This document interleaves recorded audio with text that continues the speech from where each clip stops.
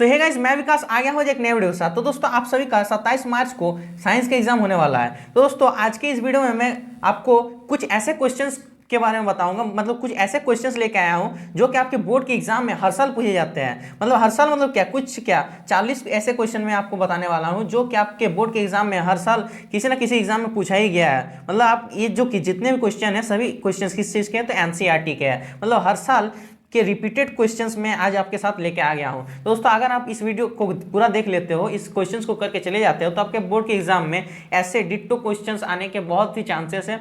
ऐसा भी होगा कि कुछ क्वेश्चंस एकदम हूबहू इसी तरह से आएंगे कि जितना डिजिट यहाँ पर दिया हो, जितना वर्ड दिया हो, उसी तरह से वहां पर भी दिया हुआ रहेगा। तो चलिए दोस्तों बिना किसी देरी के इस वीडियो को शुरू करते हैं। तो दोस्तों पहला नंबर क्वेश्चन क्या है, प्रकाश की किरणें गमन करती है। तो प्रकाश की किरणें कैसे गमन करती है, तो इसका ऑप्शन नंबर ए सही आंसर हो जाएगा, सीधी रेखा में।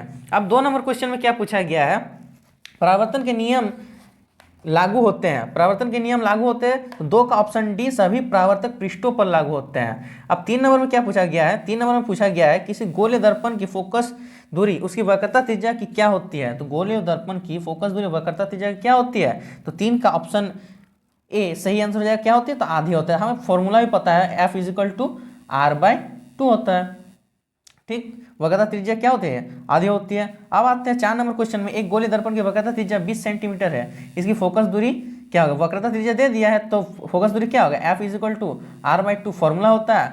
R में क्या 20 सेंटीमीटर बटा 2, इसको काटेंगे तो 10 इसका सही आंसर हो जाएगा। तो इसका ऑप्शन नंबर बी सही आंसर हो जाएगा, 10 सेंटीमीटर। ठीक है दोस्तों, अब आते हैं 5 नंबर क्वेश्चन में क्या पूछा गया है, जब वस्तु अवतल दर्पण के वक्रता केंद्र सी पर हो तो प्रतिबिंब कहाँ बनेगा। तो 5 का ऑप्शन नंबर ए सही आंसर हो जाएगा, सी पर बनेगा, मतलब सेंटर पॉइंट पर बनेगा। अब 6 नंबर क्वेश्चन क्या पूछा गया है, अवतल दर्पण में वस्तु का प्रतिबिंब होता है। अवतल दर्पण में कैसा प्रतिबिंब होता है, तो 6 का ऑप्शन बी वास्तविक प्रतिबिंब होता है, सही आंसर हो जाएगा। अब आते हैं 7 नंबर क्वेश्चन में, वाहनों के पार्श्व दृश्य दर्पण के रूप में किस दर्पण का उपयोग किया जाता है। तो 7 का ऑप्शन नंबर बी सही आंसर हो जाएगा, किस दर्पण का, तो उत्तल दर्पण का उपयोग किया जाता है। 8 नंबर पूछा गया है, सोलर कुकर में किस गोलीय दर्पण का उपयोग किया जाता है। तो इसका ऑप्शन ए सही आंसर हो जाएगा, अवतल दर्पण का उपयोग किया जाता है। 9 नंबर क्या पूछा गया है, किसी गोलीय दर्पण तथा किसी पतले गोलीय लेंस दोनों की फोकस दूरी है -15 सेंटीमीटर है, तो दर्पण लेंस समता क्या है। तो 9 का ऑप्शन ए सही आंसर होता है, दोनों अवतल है। ठीक दोस्तों, अब 10 नंबर में क्या पूछा गया है, किसी लेंस की क्षमता P और फोकस दूरी F में क्या संबंध है। तो 10 का ऑप्शन ए सही आंसर हो जाएगा, क्या संबंध है, P = 1/f। अब 11 नंबर क्वेश्चन में आते हैं। 11 नंबर क्वेश्चन में क्या पूछा गया है दोस्तों, 11 नंबर क्वेश्चन में दोस्तों क्या पूछा गया है, तो 11 नंबर क्वेश्चन में पूछा गया लेंस का आवर्धन का व्यंजन लिखे। 11 का ऑप्शन डी सही आंसर हो जाएगा, M = V/U होता है। सामान्य दृष्टि के वयस्क के लिए सुस्पष्ट दर्शन की अल्पतम दूरी होती है, क्या होती है, लगभग 12 का ऑप्शन सी सही आंसर हो जाएगा, 25 सेंटीमीटर होती है। अब आ जाते हैं 13 नंबर क्वेश्चन में, नेत्र के द्वारा किसी वस्तु का कैसा प्रतिबिंब बनता है। तो 13 का ऑप्शन ए सही हो जाएगा, वास्तविक एवं उल्टा प्रतिबिंब बनता है। अब 14 में निम्नलिखित में से किस अभिक्रिया में 2 अलग अलग परमाणु या परमाणुओं के समूह का आपस में आदान प्रदान होता है। तो 14 का ऑप्शन डी सही आंसर हो जाएगा, द्विविस्थापन में। ठीक है दोस्तों, अब आते हैं 15 नंबर में, रासायनिक अभिक्रिया को संतुलित किस नियम के आधार पर किया जाता है। तो 15 का ऑप्शन ए सही आंसर हो जाएगा, द्रव्यमान संरक्षण के नियम पर किया जाता है। अब 16 नंबर में क्या पूछा गया है, 16 नंबर में पूछा गया है कि उपचयन में क्या होता है। तो उपचयन में क्या होता है, ऑक्सीजन की वृद्धि होती है, तो इसका ऑप्शन ए सही आंसर हो जाएगा। 16 में क्या पूछा गया है, 16 में पूछा गया कि ऑक्सीजन की वृद्धि होती है, तो इसमें उपचयन होता है। ठीक दोस्तों, अब आते हैं 17 नंबर में क्या पूछा गया है, 17 नंबर पूछा गया पदार्थ X के विलयन का उपयोग सफेदी करने में होता है, X का नाम क्या है। तो X का नाम क्या है, तो इसका ऑप्शन ए सही आंसर है, कैल्शियम हाइड्रोक्साइड है X का नाम। अब आते हैं 18 नंबर में, धातु के ऑक्साइड की प्रकृति क्या होती है। धातु के जो ऑक्साइड है उसकी प्रकृति क्या होती है, तो 18 का बी सही आंसर हो जाएगा, क्या होती है प्रकृति, तो क्षारीय होती है। अब 19 नंबर में क्या पूछा गया है, दिए गए चित्र क्या दर्शाता है। ये जो चित्र है क्या दर्शा रहा है दोस्तों, तो 19 का ऑप्शन बी सही आंसर हो जाएगा, क्या दर्शा रहा है, सांद्र अम्ल क्षारक वाले बर्तन में लगा चेतावनी। ठीक, अब आते हैं 20 नंबर क्वेश्चन में, क्षारक जल में घुलकर कौन सा आयन प्रदान करता है। जो क्षारक है जल में घुलकर कौन सा आयन प्रदान करता है, तो 20 का ऑप्शन बी सही आंसर हो जाएगा, OH- आयन प्रदान करता है। 21 नंबर क्वेश्चन क्या पूछा गया है, अम्ल धातु के साथ अभिक्रिया करके कौन सी गैस निकालती है। तो 21 का ऑप्शन नंबर ए सही आंसर, कौन सी गैस निकालती है, तो हाइड्रोजन गैस निकालती है, और 21 का ऑप्शन ए सही आंसर हो जाएगा। अब आते हैं 22 नंबर क्वेश्चन में, क्लोर क्षार प्रक्रम में से किस पदार्थ का निर्माण होता है? तो 22 का ऑप्शन ए सही आंसर हो जाएगा। कौन क्लोर क्षार प्रक्रम में किस पदार्थ का निर्माण होता है? तो सोडियम हाइड्रोक्साइड का निर्माण होता है, 22 का ए। 23 में क्या पूछा गया है? एक पदार्थ है जो जल में घुलनशील है, स्वाद में कड़वा, स्पर्श उस साबुन की तरह है तथा प्रकृति संक्षारक है, वह पदार्थ क्या होगा? तो 23 का ऑप्शन बी सही आंसर क्षार होगा। अब आते हैं 24 नंबर में, निम्नलिखित में किस पीएच मान वाले वर्षा को अम्लीय वर्षा कहते हैं? तो 24 का ऑप्शन बी सही आंसर हो जाएगा 5। तो मतलब 7 से जो कम होता है उसको अम्लीय वर्षा कहते हैं।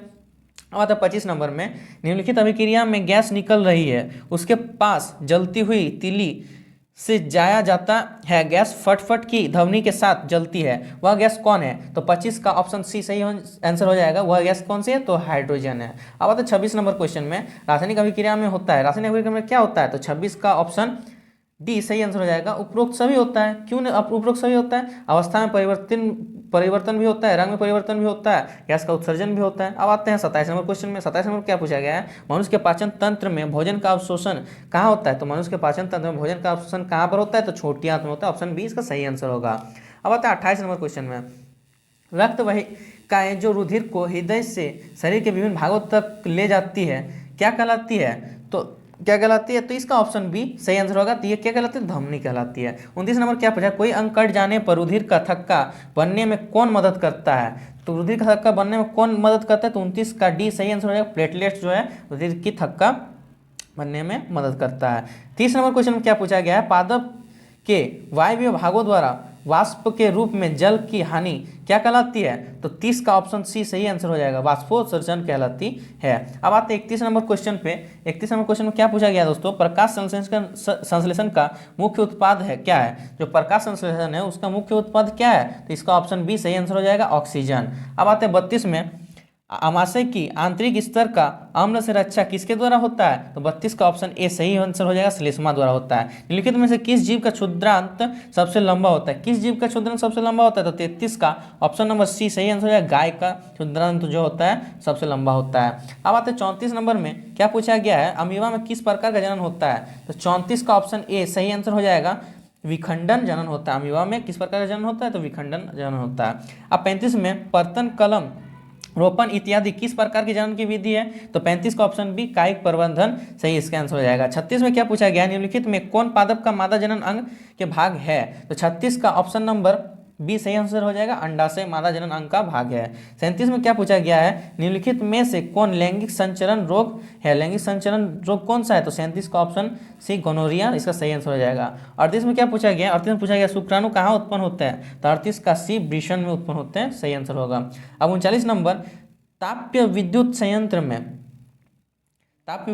क्या होता है? तो 39 का ऑप्शन ए सही आंसर हो जाए, क्या होता है? उसमें ऊर्जा विद्युत ऊर्जा में रूपांतरित होता है। अब आता है 40 नंबर में। 40 नंबर में क्या पूछा गया? गोबर गैस को अन्य किस नाम से जाना जाता है? तो गोबर गैस को अन्य किस नाम से जाना जाता है? तो जैव गैस के नाम से जाना जाता है। तो दोस्तों आपको ये वीडियो कैसा लगा? लाइक करके कमेंट करके जरूर बताएं और अपने सभी मित्रों को भी शेयर करें, क्योंकि उनको भी एग्जाम में हेल्प हो जाएगा। और आप अगर इस वीडियो पर नए हैं तो चैनल को सब्सक्राइब करके जरूर रख लें, क्योंकि इसी तरह के वीडियो हमारे यूट्यूब चैनल में आते रहेंगे।